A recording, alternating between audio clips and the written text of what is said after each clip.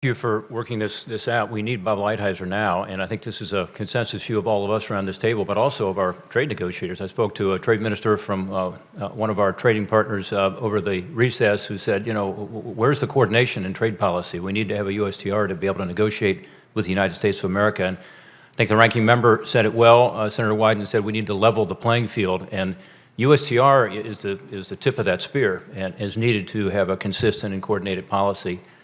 Speaking as someone who at one time was in that job, and it's a hard job, but it's critical in order for us to make progress. So thank you for working this out, Mr. Chairman. I think, though, we've got to help our miners. We've got to help them right now. I'm a co-sponsor of the legislation that passed in this committee last March, and it passed by an 18-to-8 vote called the Miners Protection Act. It's the legislation that Senators Manchin and Capito have been, working vigorously on for years now, and it's good legislation that ought to be passed.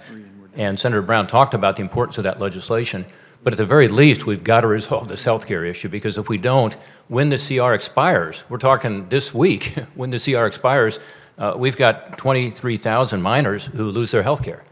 And that includes miners and their families, their widows and their families in my state of Ohio. And I know we all agree on this, and we've got to close this gap. So when the CR expires, my understanding is, regardless of whether it's a CR or an omnibus that follows it, that there will be a resolution of this issue. One thing I wanted to add, Mr. Chairman, today is that I hope it's permanent. I looked at the legislation that Senator McConnell has introduced. It's permanent.